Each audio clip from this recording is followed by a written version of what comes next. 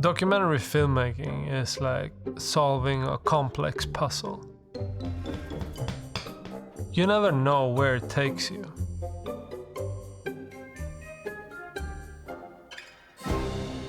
But it all starts here. Start with what you're passionate about.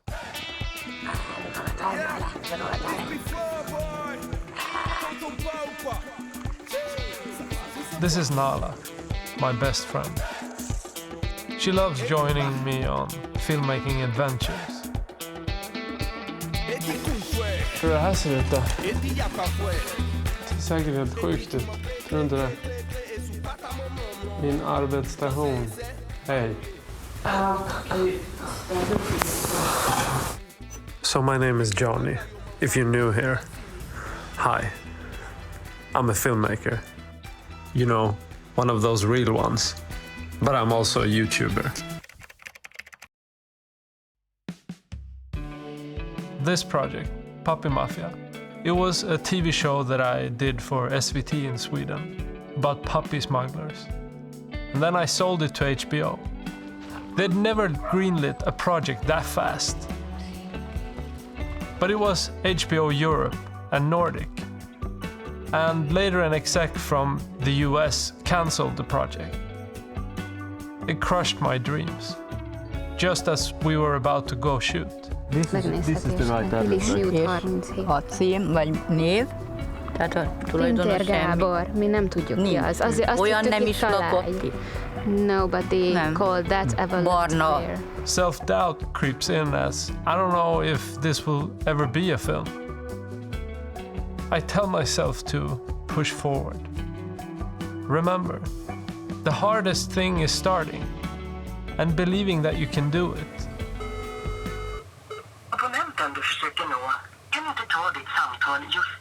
She was just 3 years old, and all of a sudden she collapsed by the rabbits. How do you deal with that?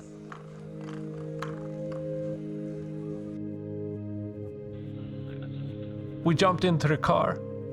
On the way, I was trying to give her mouth to mouth.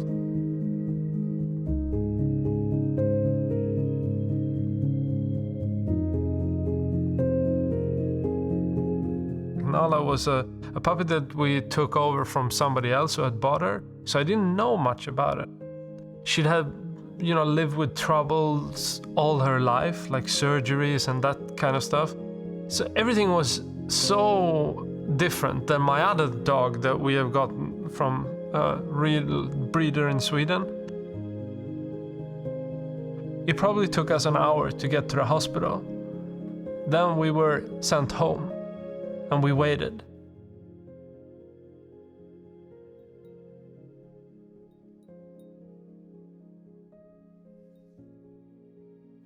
At night, they called to ask us to come in. That's when they told us that she was paralyzed. When I lost her, it hit me hard. It was more than just losing a pet. I was losing a part of my inspiration.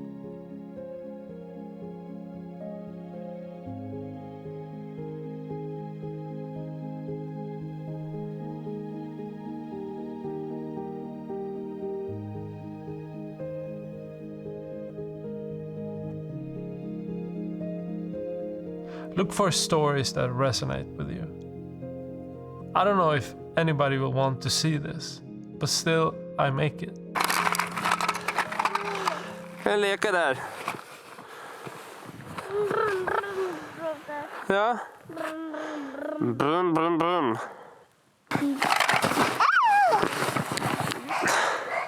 We were forced to say goodbye at the hospital. I've never cried as much as on that day. Tror du hon kommer sova skönt där? Pappa. Ja. Ska du komma upp? Vänta då.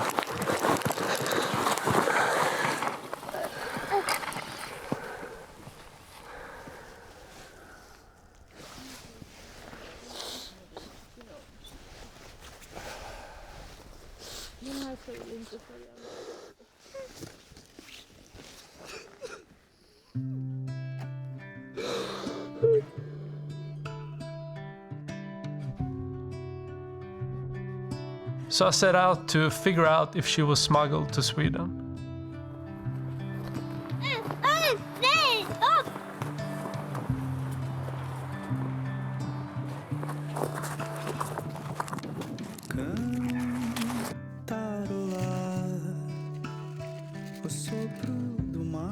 In my quest for truth, I noticed something. Maybe this is where she came from.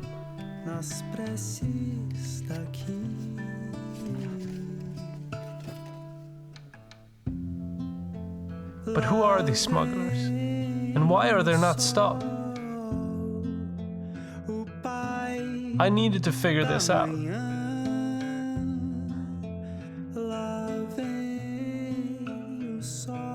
So, as I continue my search for answers, subscribe if you want to follow my journey. Hallå? Hör du mig? Jag ska gå och träffa några smugglare. Jag vet liksom inte om det här är en bra idé.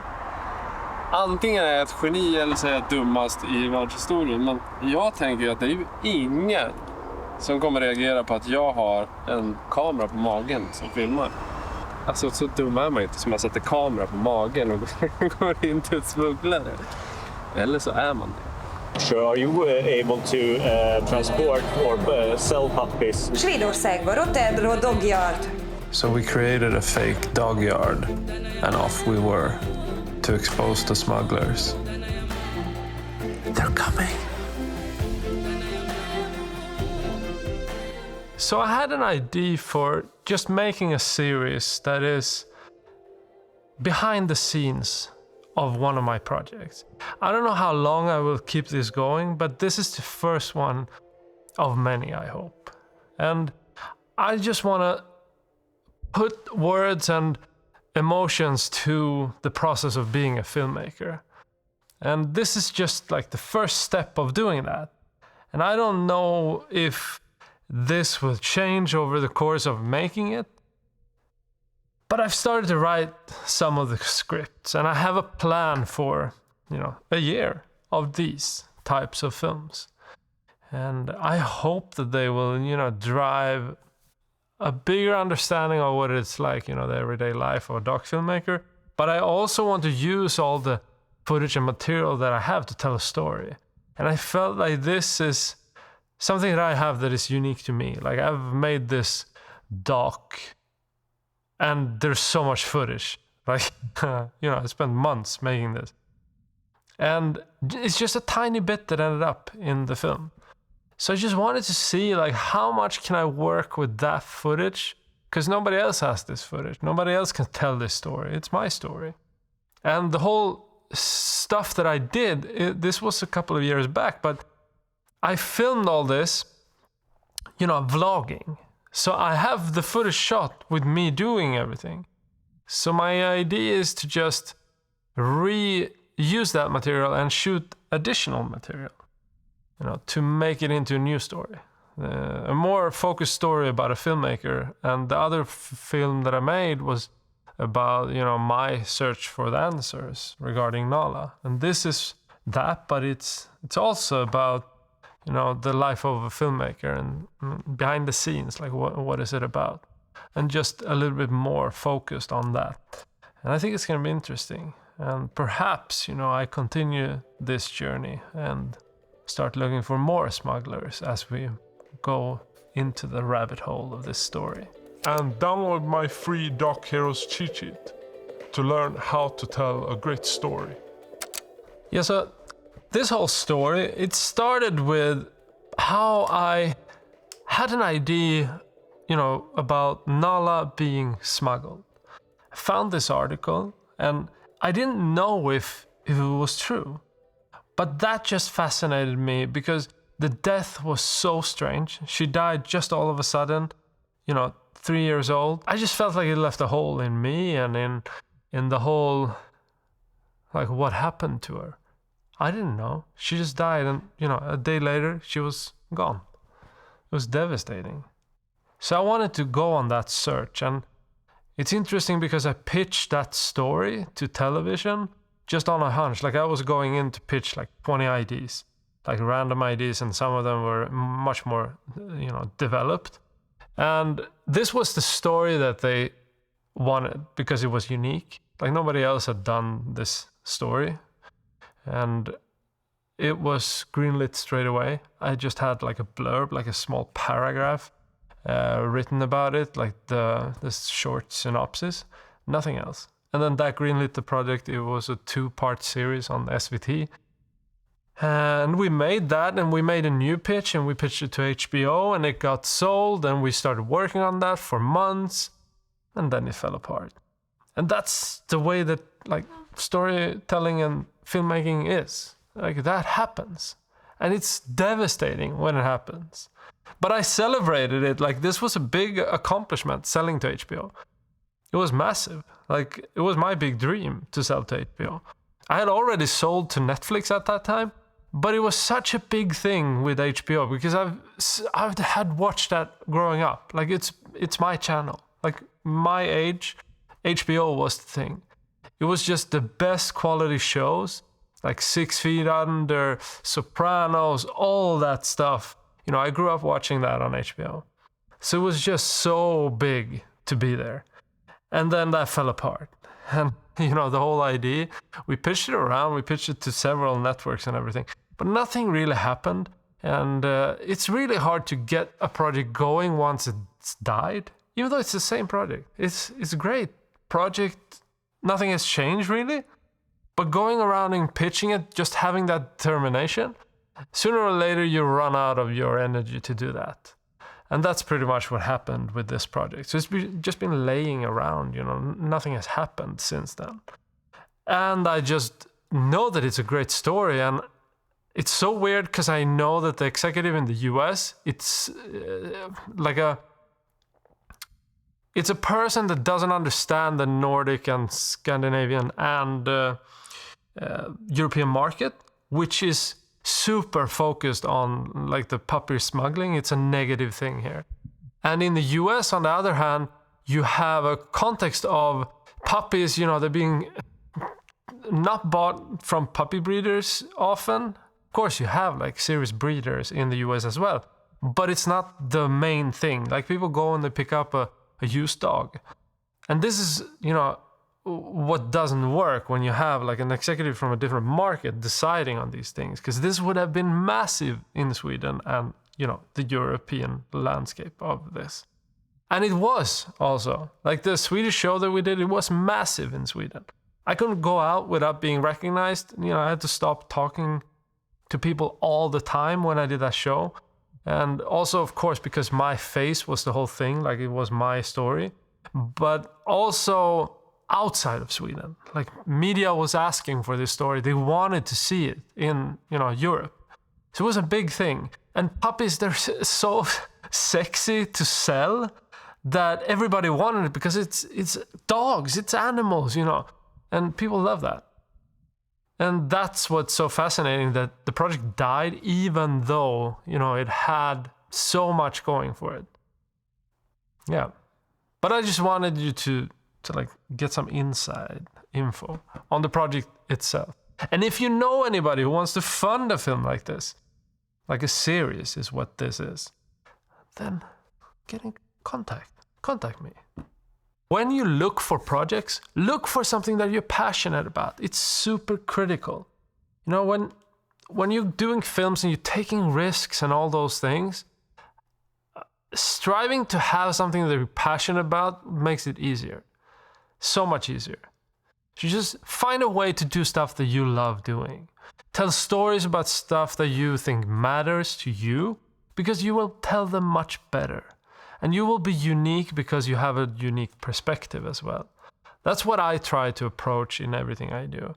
Now, I make films that isn't about me most of the time. And I've learned to do that because I've also worked, as a DP, and I worked as an editor. So I've worked with other people's stories. It comes easy to me. It's been my life as a grown man. But it's also a factor of like being able to go into a foreign world and still tell your story with your, empathy and all of that. Like I grew up being a shithead who just did like stupid stuff. And like I was on a criminal path for a long time. I even stole stuff to kickstart, I would say, my filmmaking career. And like growing up with a lot of alcohol and drugs in my family. Even like my cousin stabbed a guy and went to jail. All these things that you grow up living, they affect how you see other people. And I got so much empathy from growing up like that. Like I have a very diverse type of childhood with a lot of different type of people. There was a lot of immigrants, for instance, coming from Serbia and Bosnia and the war and everything. And most of them, you know, they ended up in Sweden because Sweden loves foreigners. And then all of them, you know, got bunched together in a small place right outside of where I live. And we started playing football together and all those things. And like I was always interested in other people's culture because, I don't know, I just like the other cultures that I experience. And this has like brought me from like Middle East to Africa to all these different places. And I lived in the US for a while when I was younger as well. So that kind of opened up my world because it was in the 90s and people didn't move around as easily then. So just coming to the US and experiencing New York and New Jersey at that time, it was massive. Like people can probably not imagine how big of an impact that had on people if you're a US-based person. Because back then, like it took weeks or months even for a film to get across the pond. So that was a massive thing. And I just think that my experience in that has brought me to want to tell stories about people who are outcasts.